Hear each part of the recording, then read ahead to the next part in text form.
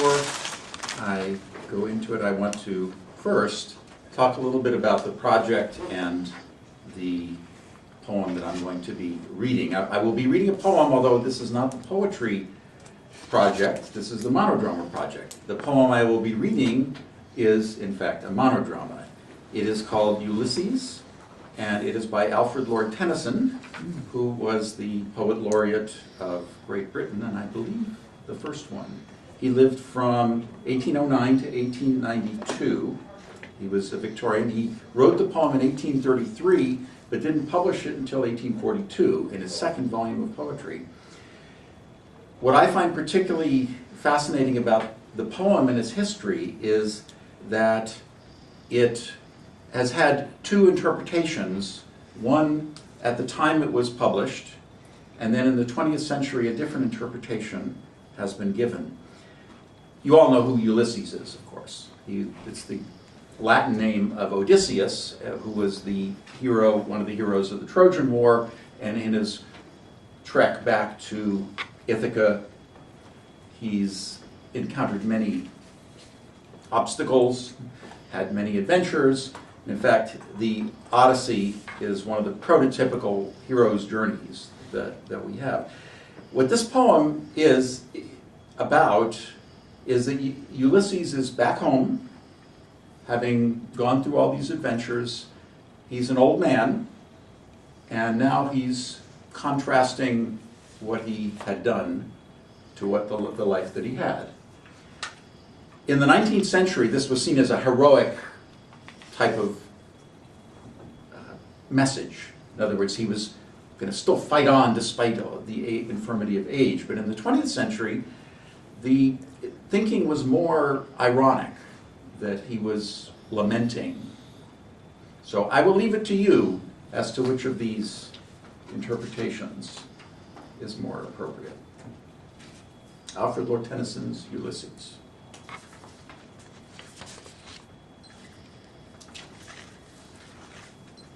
It little profits that an idle king, by the still hearth among these barren crags, matched with an aged wife, I meet and dole unequal laws unto a savage race, that hoard and sleep and feed and know me not. I cannot rest from travel. I will drink life to the lees. All times I've enjoyed, greatly have suffered, both with these that have loved me and alone on shore. And when through scudding drifts the rainy Hyades vex the dim sea, I am become a name. For always roaming with a hungry heart, much have I seen and known, cities of men and manners, climates, councils, governments, myself not least, but honored of them all, and drunk delight of battle with my peers, far on the ringing plains of windy Troy.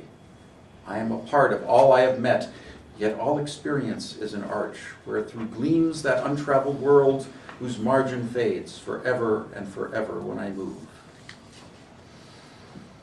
How dull it is to pause and make an end, to rust unburnished, not to shine in use. As though to breathe were life, life piled on life were all too little, as if one to me, little remains. But every hour is saved from that eternal silence, something more.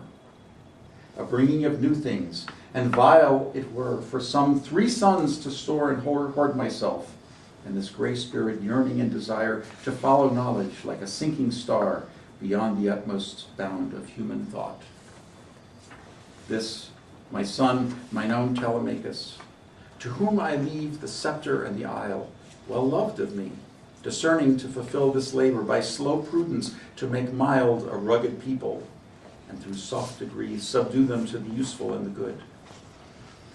Most blameless is he, centered in the sphere of common duties, decent not to fail in offices of tenderness and pay, meet adoration to my household gods. When I am gone, he works his work, I mine. There lies the port. The vessel puffs her sail. There gloom the dark broad seas. My mariners, souls that have toiled and wrought and thought with me, that ever with a frolic welcome took the thunder and the sunshine and opposed, free hearts, free foreheads, you and I are old.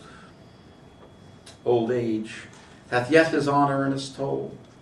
death closes all. But something ere the end, some work of noble note may yet be done. Not unbecoming men that strove with gods, the lights begin to twinkle from the rocks.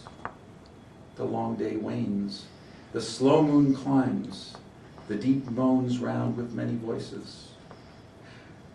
Come, my friends, 'tis not too late to seek a newer world. Push off, and sitting well in order, smite the sounding furrows. For my purpose holds to sail beyond the sunset and the baths of all the western stars until I die. It may be that the gulfs will wash us down. It may be we shall touch the happy isles and see the great Achilles whom we knew. Though much is taken, much abides. And though we are not now that strength which in old days moved earth and heaven, that which we are, we are. One equal tempo of heroic hearts, made weak by time and fate, but strong in will, to strive, to seek, to find, and not to yield.